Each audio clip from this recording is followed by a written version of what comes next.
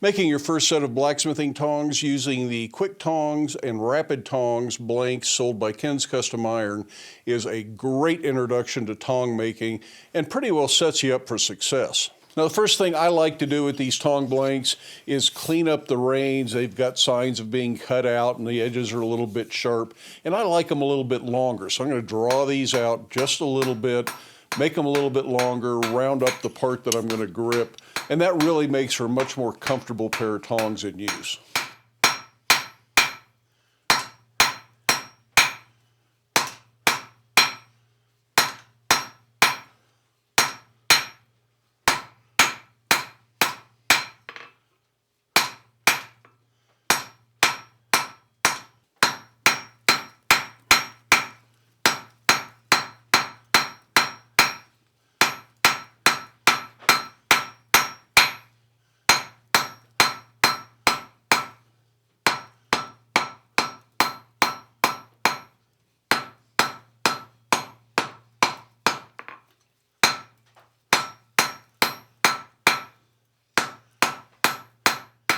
And like any other project, you want to draw this out square, then octagon, then round. I tend to leave the section up by the boss a little bit heavier and thicker, and don't draw the whole thing out to round, just the part where your hand is going to be. And of course, if you have a treadle hammer or a power hammer, those are good options for doing this.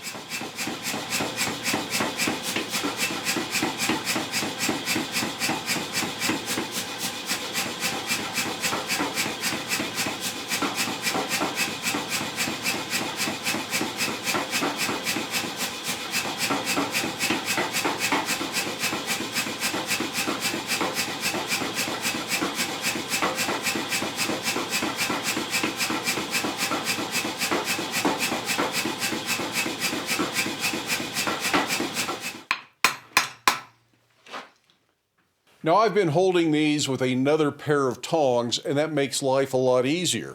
But what if you don't have another pair of tongs? The ones you're making are your first set. Well, my recommendation is that you buy more than one set of tongs from Ken's Custom Iron. Buying one of their bundles is a better deal anyways. But that way you can assemble one of these temporarily. Go ahead and leave the handle the way it is, or lightly knock the edges off with a filer or a grinder so they're comfortable enough to hold on to. This is only going to be a one-time deal at this point. Then finish this into the tongs like you normally would. Drill the hole, assemble them with a bolt so you can take them back apart. Then you have one pair of tongs assembled temporarily that you can then use to hold your other pair of tongs while you're making them. Make these, complete them the way you want to, do a good job.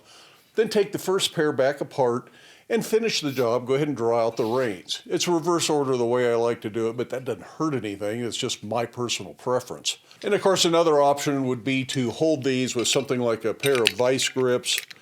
It's not as ideal, especially if you're working in a gas forge. You got to get your hand awfully close to the heat to do this, but it's entirely possible. But now it's time to make the second half match the first half.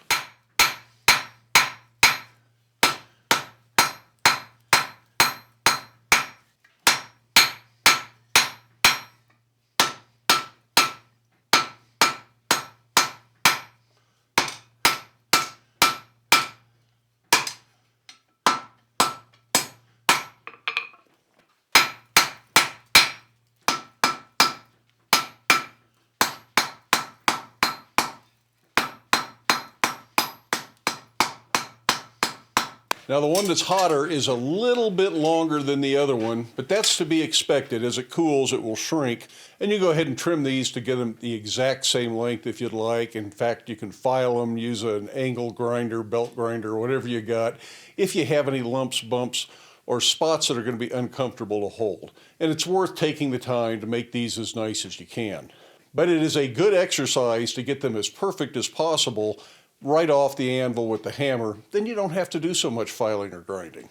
This is a great opportunity to thank Ken's Custom Iron for sponsoring today's video. Ken's Custom Iron is the maker of the original Quick Tongs and Rapid Tongs like we're using today, and they've been in the blacksmithing business since 1988.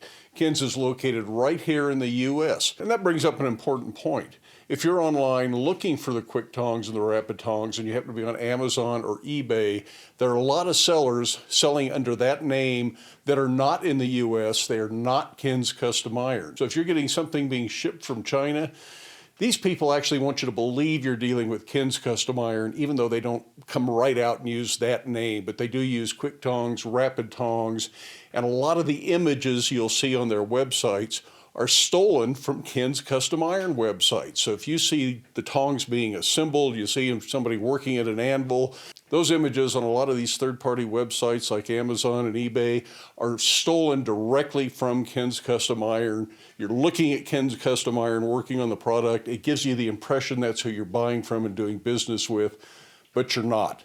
So when you receive your product, and they aren't as nice as what you would expect from Ken's Custom Iron. They've got an undersized rivet. I've heard some of them even send aluminum rivets out with them.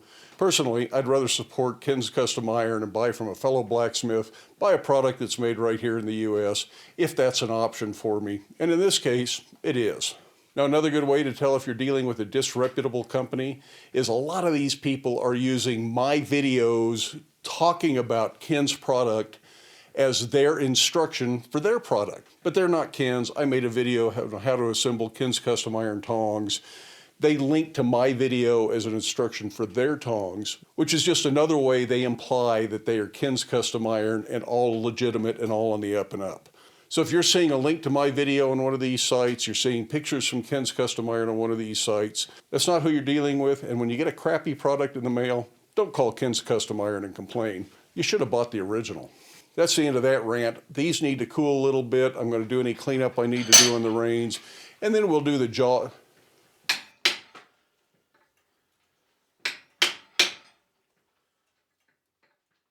To form the V-bit, I'll start with a chisel cut right down the center of the jaw. I'm using a little piece of scrap metal in the vise to help support that, and it should make things go a little bit smoother. You could make these either V-bit or round nose, but the square V-bit will hold square and round stock, and the round nose will only hold round stock, so I usually go with the V-bit.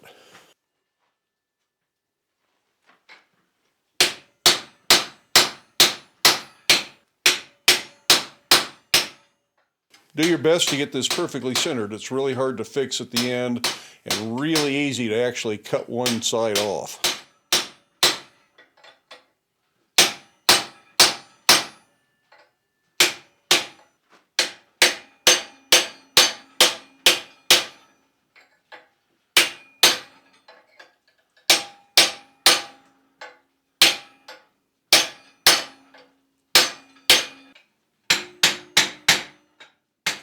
A little handset is a good way to start opening this up, but you could just use a piece of square bar.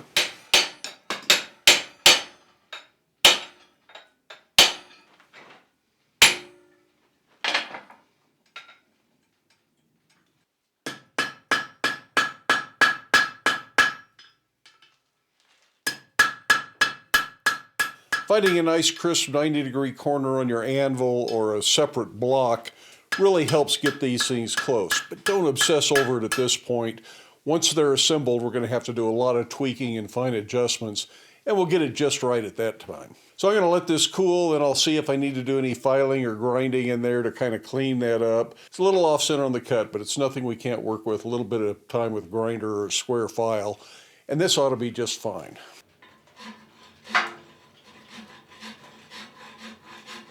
Now you can certainly do this with a file, but it's going to take forever to get that cleaned up. So I think if you're comfortable grinding it, that's probably a better way to go.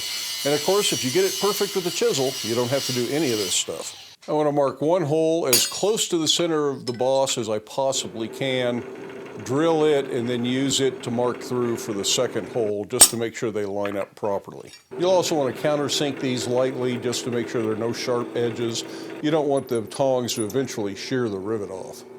Before I set the rivet, I'm going to go ahead and put my touch mark on these. I'm going to start off just heating the rivet in the forge, and if I need more heat, I'll heat the head separately with a torch.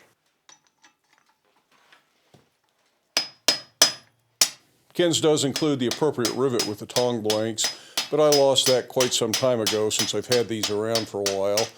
But I do have rivets on hand, so I can make this work just fine.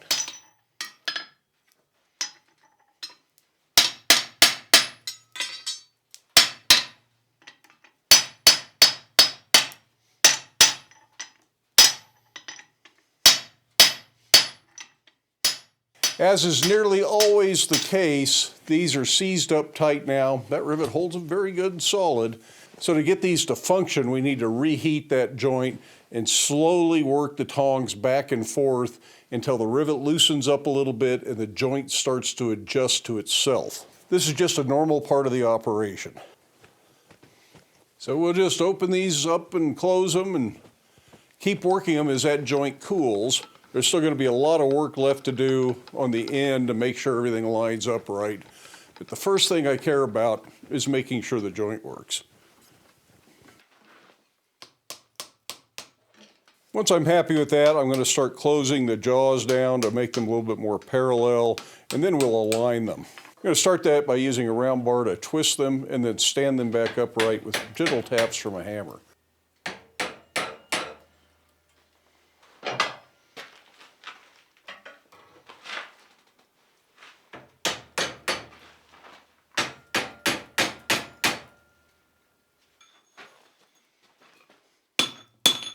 Now you just want to make this fit your preferred stock size.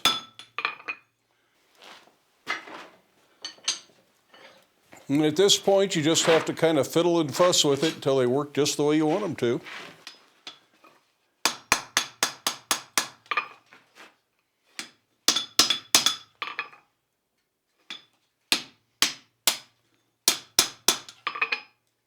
Something I would like to do to these tongs is put a V-notch in them so they can hold stock crossways. To do that, I'm going to square around the bar I was using to size them so I've got a good mark for reference, and I'll transfer that mark to the jaws and just file the notch in.